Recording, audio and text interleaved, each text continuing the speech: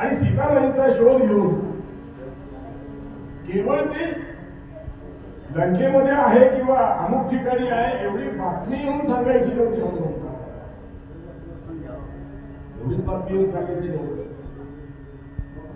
तर ज्या ठिकाणी पुढे आपल्याला जाऊन सीताबाईला घेऊन यायचं आहे त्या ठिकाणची सर्व परिस्थिती काय आहे, कशी आहे, पहाडे कधी बदलतात, मुख्य द्वार कुठली आहे, एवढी बालसेना घेऊन इथे जर यायचं असेल तर फळफळावळ आहे का, गोड्या पाण्याच्या विहिरी आहेत का, आपण इथे करून राहू शकू का, काही दिवस उपवास करता येईल पण पुढे पुढे अन्नाची गरज भासते ना, ती काही सोय होईल का, त्या सगळ्याचं अवलोकन मारुती राहायला करायचं होतं. त्यामुळे तो उड्डाण करून जे आले ते एकदम सीताबाईंच्या पुढे प्रकट झाले नाही. का झाले नाही? कारण राक्षस सुद्धा मायावी रूप घेऊ शकतात. बघायला गेलं तर रावणाने तिला जे फसवलं ते मायावी रूप घेऊनच फसवलं ना. सुवर्ण मृगाच्या पाठीमागे त्या मृगाला आणायला गेलेले राम लक्ष्मण, वाल्मिकी रामाने काय असं म्हणत नाही की तुम्ही ती लक्ष्मण रेषा वगैरे घातली, असं नाही. फक्त सांगितलं कोणाशी बोलू नको, कोणाचा पाहुणचार करू नको, कोणी बोलायला आलं तरी त्याच्याबरोबर बहकू नको. आणि लक्ष्मण गेले एक प्रकारे मर्यादा घातली. रावण महाराज आले, मायावी रूप घेऊन आले, संन्यासाचं रूप घेऊन आले, सीतेला उठून घेऊन. त्यामुळे पहिला अनुभव इतका कडू असल्यामुळे हनुमंत संन्यासाच्या रूपात समोर उभे राहिले असते तरी सीताबाईंनी त्याच्यावर विश्वास ठेवला नव्हता. शोध करायला मित्रांना एक रामांची मुद्रिका बरोबर घेतली होती अंगठी. लोक विचारतात एवढा मोठा प्रवास केला, 100 योजन उड्डाण करून हनुमंत गेले, एवढा वेळ एवढ्या प्रवासामध्ये ती मुद्रिका कुठे ठेवली? त्यांच्या अंगावर काही कपडे नाहीये, लंगोटीधारी आहेत ते, लंगोटीधारी आहे आणि लंगोटीला खिसा नसतो. कुठे ठेवली असेल अंगठी? वाल्मिकी रामायणामध्ये असं उल्लेख आहे की अंगठी हनुमंत रायाने आपल्या मुखामध्ये ठेवली, मुखामध्ये ठेवली एवढा वेळ. आणि तिथं जाऊन ज्या ठिकाणी संपातीने सांगितल्याप्रमाणे अशोक वनामध्ये शोक करीत बसलेली सीता तिथे एका झाडावर बसले आणि सीताबाईंचं अवलोकन करतात. अरे माझ्या प्रभूची पत्नी काय वेळ आहे हिच्यावर, काय केलं असेल मातोश्रीने एवढे दिवस परक्या प्रांतामध्ये, म्हणून काय बरं करावं, कसं प्रकट व्हावं हिच्या बरोबर. तेवढ्यात एक त्रिजटा नावाची दासी होती. कुणाची होती? ती रावणाची, पण ती सेवेला दिलेली होती सीताबाईंची. सीतेला काय पाहिजे, पाणी पाहिजे का, अमुक पाहिजे का, तमुक पाहिजे का, तिची सेवा करण्याकरता दिलेली ती त्रिजटा नावाची दासी तिने त्या सीताबाईला सांगायला सुरुवात केली. मोठी चांगली होती. ती म्हणाली सीते आता काम कसं करतेस? काल सकाळी सकाळी मला एक स्वप्न पडलं, ते स्वप्न सांगायला मी तुझ्यापाशी आलेली आहे. मोठं शुभ स्वप्न आहे. कोणतं स्वप्न आहे? सीताबाईंनी विचारलं. तेव्हा ती त्रिजटा सांगते मला काल असं स्वप्न पडलं की रामांच्या आज्ञेवरून रामेश्वरापासून निघून तुझं रक्षण करण्याकरता आणि रावणाला धडा शिकवण्याकरता एक कोणी म्हणे वानर एवढा प्रवास करून इथे आलेला आहे. या आपल्या लंकानगरीमध्ये आलेला आहे. अशा पद्धतीचं स्वप्न पडलं आणि नंतर मग ते स्वप्न बोलणं मला जाग आहे असं सीताबाईला मोठं बरं वाटलं. तर मातोश्री मनात विचार करताय मग आलाय वानर तर मग ते प्रगट का होत नाही? जरा आठवत दुसरं काही आणखी काही स्वप्न पडलं का? तुला स्वप्नात आणखी काही दिसलं का? ते जरा डोकं खाजवलं, हा आणखी एक म्हणजे त्या वानराने मोठा पराक्रम केला इथे. कसला पराक्रम केला? पराक्रम म्हणजे असा केला की ज्या वनामध्ये आपण बसलोय ना ते सगळं वन उद्ध्वस्त केलं. आता वन उद्ध्वस्त करणं हा काय पराक्रम आहे का? नाही, त्याच्यामध्ये त्याची काहीतरी त्याची भावना जपलेली असेल, काहीतरी त्याची युक्ती असेल त्या वानराची. पण हे सगळं वन त्याने उद्ध्वस्त केलं. पण पुढे आणखी काय आठवत आहे का? एवढंच आणखी असं आठवत आहे की ही सगळी लंका पेटलेली मला दिसते.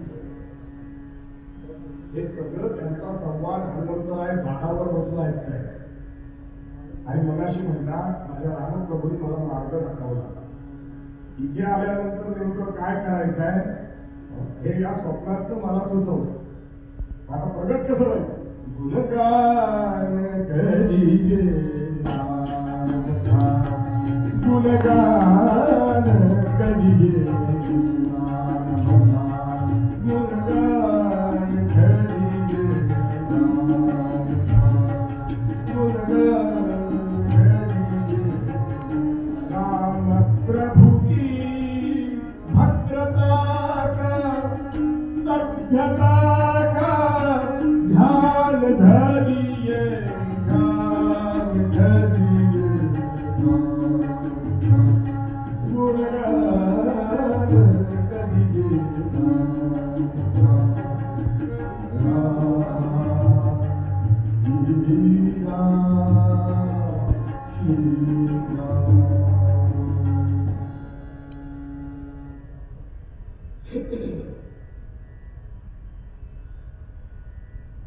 आता एवढी कथा का क्रिकेटने सांगितली सगळी की म्हणजे एक तिकडनं निघालेलं वादळ इथे आलाय.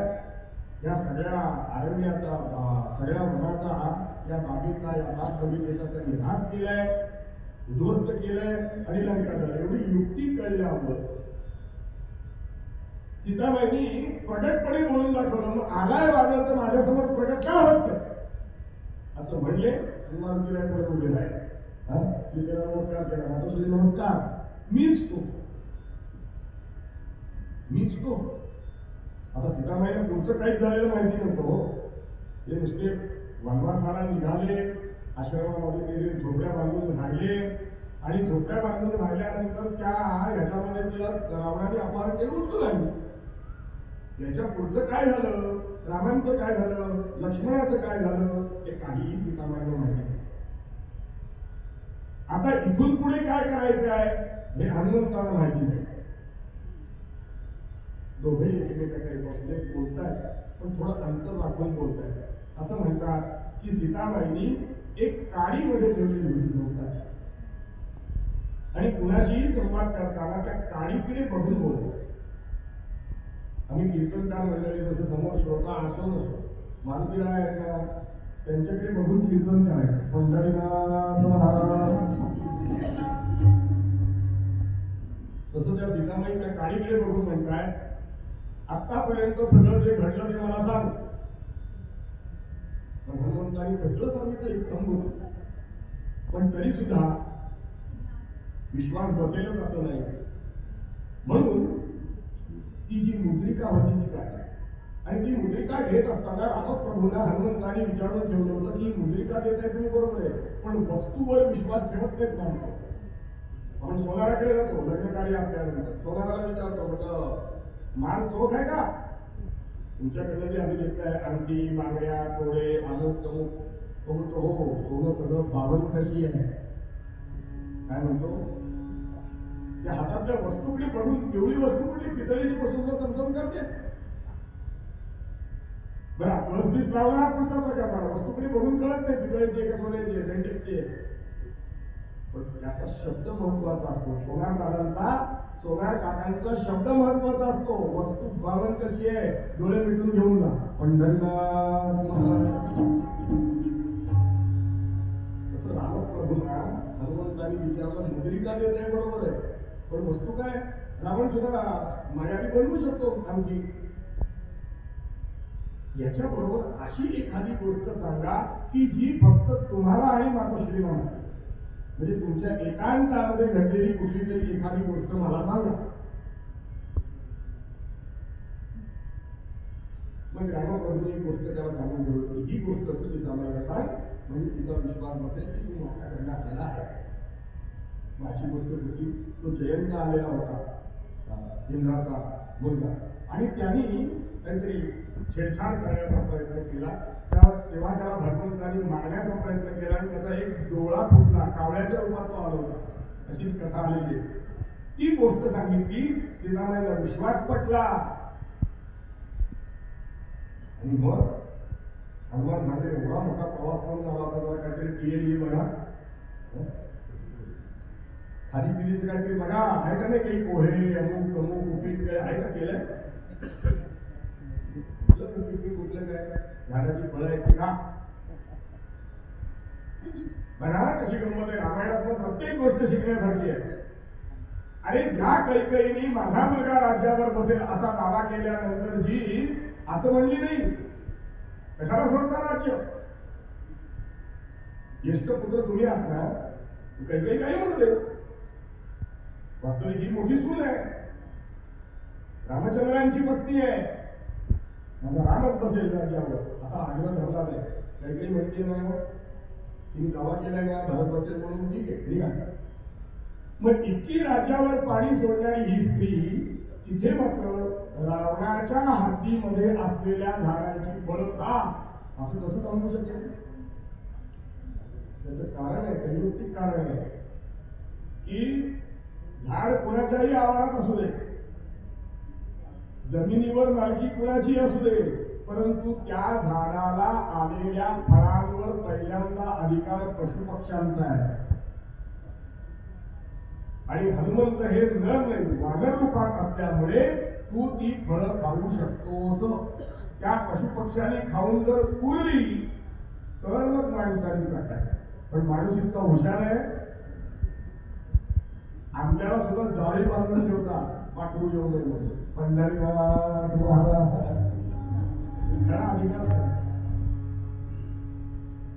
फळं खाल्ली, आडवा हात मारला चालू आहे. आणि आता जरा थोडा नमुना दाखवला, मुद्रिका दाखवली, ओळख पटली, एकांतातली गोष्ट सांगितली, खात्री पटली की हा प्रभूचाच सेवक आहे आणि माझ्या कल्याणाकरता इथे आलेला आहे, खात्री पटली. पण वानर रूपात जे प्रगट झाले हनुमंतराय ते अगदी साधा म्हणजे काय म्हणतात विराट रूप घेतलं नव्हतं. हनुमंतांचं जे प्रचंड वाढता आणि वेगवेगळे शून्य मंडळाचे आपण वर्णन देवरूपीमध्ये ऐकतो तसं घेतलं नव्हतं. सामान्य रूपात होते, सामान्य मानव नव्हतं. खात्री देतोय, पण याची थोडीशी परीक्षा आपल्याला अनुभवाला आली पाहिजे ना. सीतामाईला खात्री पटावी म्हणून ते सगळं वन उद्ध्वस्त करायला सुरुवात केली आणि रावणाचे सेवक आले, पकडलं आणि रावणाकडे नेऊन बसलं. रावणाचा दरबार भरले. रावणाने विचारत सुरुवात केली, कोण तू? कोण तू म्हटल्यानंतर ओळख सांगताना हनुमंतरायांनी एका ओळखीमध्ये म्हणजे एका शब्दात किती प्रकारचं सांगितलंय मला. थोडं बोलावं पण अर्थ भरपूर निघावा. त्याचा भरपूर काहीतरी बोलला पण अर्थ लहान, काही उपयोग नाही. मोठी माणसं बोलताना असं बोलतात, ज्ञानोबारायांची एकच होती, अर्थ किती प्रकाराने काढावा तेवढा थोडा आहे. ज्ञानेश्वरी माझा आपण म्हणतात. हनुमंतराय म्हणाले, आकेतईपणाने जिचं अपहरण करून तू इथे सीतामाईला आणलेस, त्या सीतामाईंचे पतिराज प्रभू श्री रामचंद्र त्यांचा मी अगदी लहानातला लहान सेवक आहे. काय म्हणाला? लहानातला लहान म्हणजे अशक्त म्हणतात त्याला, ज्याचं काही सामर्थ्य नाही असं मी आहे. रावण मनाशी विचार करतो, अशक्त जर एवढा उद्ध्वस्त करू शकतो मग सशक्त किती काय करू शकतो? कशा करता आलास आणि माझी सगळी बाग उद्ध्वस्त केली, माझी फळं चोरून खाल्लीस. हनुमंतराय म्हणले, वा हे बरं आहे. अरे ज्या नगरीचा राजा चोर आहे तो चोरीबद्दल मला विचारतो. रावण म्हणला, काय मी चोर? मग काय म्हणलं? नवऱ्याला युक्तीने बाजूला करून बायकोला उचलून आणणं तेव्हा चोरीच म्हणतात ना. तू काही सीतेला जिंकून आणली नाहीये, अपहरण करून आणलेली आहे ती मुखाने परत कर रामप्रभूंना, असं फक्त मी तुला इशारा द्यायला आलो. रावणाने आज्ञा सोडली, याची जीभ कापून टाका. हा सुरू बोलतोय ना, जीभ कापायची. पण इंद्रजित उभा राहिला. तो म्हणला, अहो गुन्हेगाराला एकदम असं जीभ वगैरे कापून टाकायचं नसते, त्याच्याकडे अजून काही वडवून जर घ्यायचं असेल, त्याची पाळंमुळं कुठपर्यंत गेलेली आहे, त्याची जीभच कापून टाकली तर तो बोलणार कसा? जीभ नाही का. मग रावणाने आज्ञा केली, याला मारूनच टाका.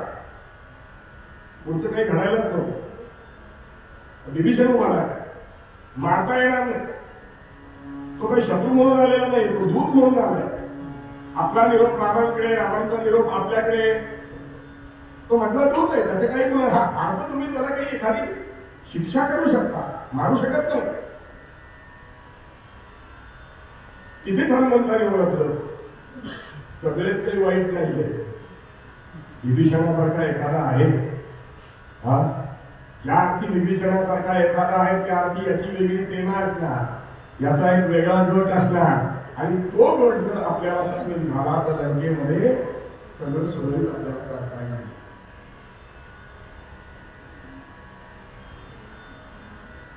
मग काय करायची शिक्षा? हा वानर आहे. वानराला सगळ्यात त्याची शेपूट जास्त प्रिय असते.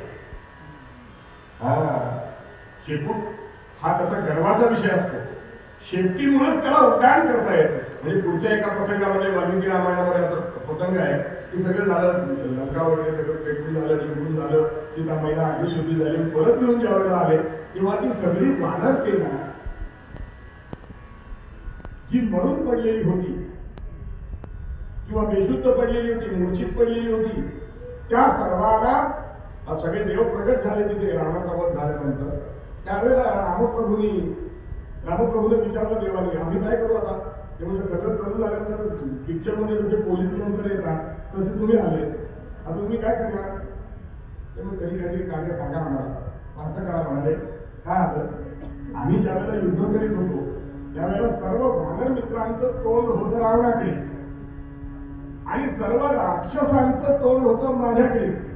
त्यामुळे मी ज्या राक्षसांना मारलाय त्यांना आपोआपच कैवल्यपद प्राप्त झालंय, प्रभूच्या आत्मबोधाला किंवा रामाकडे बदल बदल ते राक्षस गेले, त्यामुळे ते आपोआप माझ्या पदाला येऊन पोहोचले. पण आपली वानर सेना जी काही मृत झाले किंवा मूर्छित झाले ना, ती त्या रावणाचं तोंड बघता बघता झाले. त्यामुळे हे सगळे जे पडलेले खाली दिसत आहेत ना, यांच्यावर तुम्ही अमृत सिंचन करा आणि या सगळ्यांना जिवंत करा. त्या सगळ्यांना जिवंत केलं अमृत सिंचनाला. आता काय करायचं? याची शेती पेट. मारुतीला म्हणाले, ठीक आहे बाबा, आता काय तुझ्या ताब्यात आहे मी. शेपटीला चिंध्या गुंडाळायला सुरुवात केली. आता एवढी मोठी रावणाची नगरी, पण मोठी नगरी असल्याने चिंध्या कमी. मग धोतर आणली, साड्या आणल्या, तागे आणले, जेवढं जेवढं काय गुंडाळतात हनुमंताने आपली शेपटी वाढवली.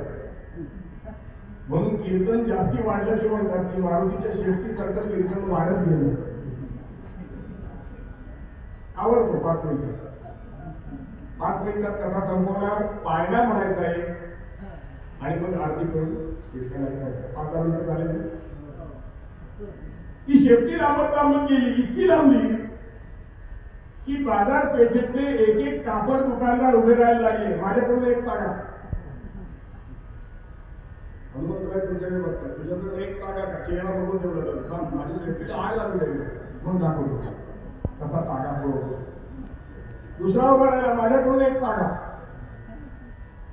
या तुम्ही किती तागे? अहो सगळी दुकानं खालसा झाली, मारुतीची शेपटी संपेच का? शेवटी रावणाच्या लक्षात आलं हे काहीतरी मायावी प्रकरण आहे. नाही जात त्या सीतेच्या अंगावरती साडी काढून आणा. मग हनुमंतराय थांबा, थांबव. मग वाल्मिकी रामायणाला बरोबर नाही, पण अनेक की रामायण निर्माण भावांच्या रामायणामध्ये नाथाने तो प्रसंग बोलले की रावण धावत आला ते पेटत ते म्हणतात फुंकर मारली आणि जो भडका उडाला त्या रावणाची गाडी जळाली. संतांनी पण तसंच वर्णन केलं, तुकोबांनी तसंच वर्णन केलं. हनुमंत महाबळी रावणाची गाडी जाळी. शेपू पेटल्यावर तुम्हाला सांगतो म्हणजे या पेटत्या शेपटीने या हनुमंतांची हा जो दूत आलाय ना हनुमंताची सगळ्या नगरभर मिरवणूक काढा. हनुमंत म्हणजे काढा मिरवणूक दाखवत तुम्हाला आता एक काढा. भावार्थ रामायणामधला हा केवळ लंका दहनाचा जो मला वाटतं 19वा अध्याय आहे तो तुम्ही वाचा म्हणतात. काय नाथांनी वर्णन रंगवलं कधी गेलो ते बघायला तिथं कोणाला आणि कसं एवढं लिखाण करतात ती मंडळी.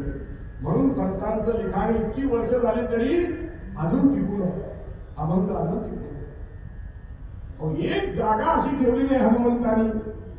शाळा पेटवल्या, पोलीस स्टेशन पेटवली, सगळ्या सैनिकांच्या वसाहती पेटवल्या. जाता जाता सहज शेपटी इकडे गेली घरात जायची पेटली. पण सगळ्यांची घरं पेटली म्हटल्यावर कोण कोणाचं घर विझवणार. विधवायला आलेल्या माणसांच्या अंगावरचे कपडे पेटले. ही जाळपोळ जी केली हनुमंतांनी केवळ माकडचेष्टा नव्हत्या. एक प्रकारे रावणाला मानसिक तडाखा बसावा, पुढे घडणाऱ्या गोष्टींची थोडीशी चुणूक जाणवून द्यावी आणि त्या दृष्टीने ज्या ठिकाणी शस्त्रागार वगैरे होतं ना जिथे काही स्फोटक ठेवलेली होती ना तिथे मुद्दाम शेपटी दिली जाऊन म्हणजे कारण नसताना सगळं घाम धुवून होऊन संपून दिले. आता पुन्हा ज्यावेळेला आक्रमण करायचे त्यावेळेला याच्याकडे शस्त्रागार जळलेल्या अवस्थेत असलं पाहिजे. इतकंच नव्हे तर रावणाच्या अंतःपुरात जाऊन त्यांच्या राण्यांचे महाल पेटवले. सगळी नगरी जळून खाक व्हायची वेळ आली. कशा करता केलं म्हणजे एकच कारण राजाने केलेली कुठलीही गोष्ट त्याच्या वैयक्तिक पातळीवर राहता कामा नये. त्याला सार्वजनिक स्वरूप प्राप्त व्हावं हा हनुमंतांचा हेतू आहे. हे आमच्या भारतात खूप चालतं. भारतामध्ये सांगावं लागत नाही. फार लोकांची चर्चा असते राजाचा विषय राजापुरता मर्यादित राहत नाही. मोदी साहेबांनी लग्न केलं का, ते त्यांच्या पत्नीबरोबर राहतात का, अनेक विषयाला लोकांना बाहेरच येतो बोलायला. पण इथे आपल्या राजाने एका माणसाची बायको पळवून आणलेली आहे आणि त्याची शिक्षा म्हणून जर सगळ्या नगराला आग लागत असेल तर आपोआपच रावणाच्या बद्दल नगरवासियांचं मत वाईट पद्धतीने तयार झालं. अरे तू चैन करण्याकरता आमच्या घरादाराला उडच जाळच ना. मानसिक सगळे लोक रावणाच्या पुढे हजर झाले. इतकंच काय कुंभकर्णाला उठवण्यात आलं. कुंभकर्णाला उठवण्यात येणारा तेव्हा त्यांनी पहिला प्रश्न हा विचारला कशा करता तू बायको त्याची कशा करता पळवून आणले, काय गरज काय.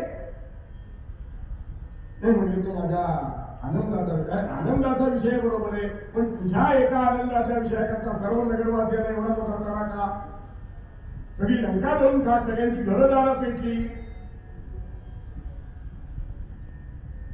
सगळ्यात शेवटी जाऊन हनुमंतांनी शेपूट निघवली.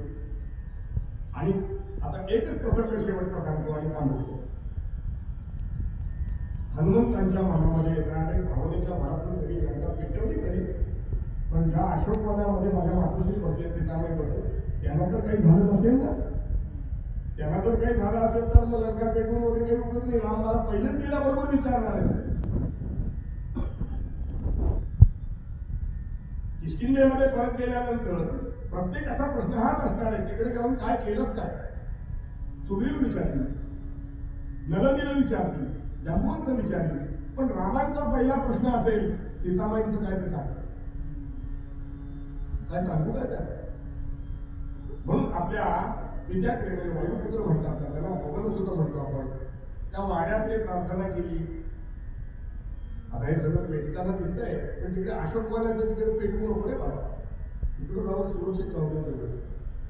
तिकडे सीताबाई अग्नीला प्रार्थना करताय की ज्या शेपटीच्या द्वारे अग्निनारायण सगळीकडे पसरलाय तेवढा, पण माझ्या मारुतरायाला काही चटका बसून देऊ नको रे बाबा.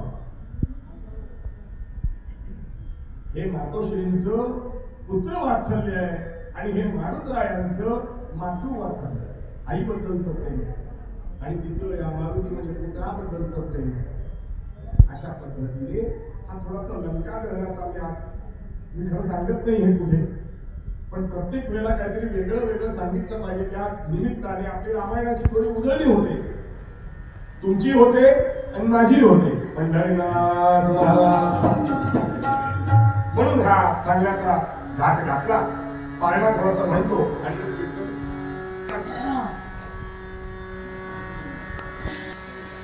आणि त्याची अनेक प्रकारची दुसरी नाव आहेत. मारुती म्हणतात, पवनसुत म्हणतात, अंजनी सुत म्हणतात, केसरी नंदन म्हणतात, पण सगळ्यात जास्त प्रिय नाव कुठलं असेल तर ते हनुमंत आहे. का तर वरती जात असताना, सूर्याला धरायला जात असताना त्या इंद्राने वज्र फेकून मारलं आणि ती हनुमंती अशी थोडीशी दबली गेली आणि मात्र खाली आली. ते त्याला स्वतःच्या कर्तृत्वाने मिळालेलं नाव आहे, म्हणून ते हनुमंत नाव त्याला फार आवडतं. मग सगळ्यांनी या बाळाचं स्वागत केलं आणि त्या पाळण्यामध्ये ठेवून सगळ्या जणी मोठ्या आनंदाने पाळण्या म्हणायला लागल्या. जो जो जो जो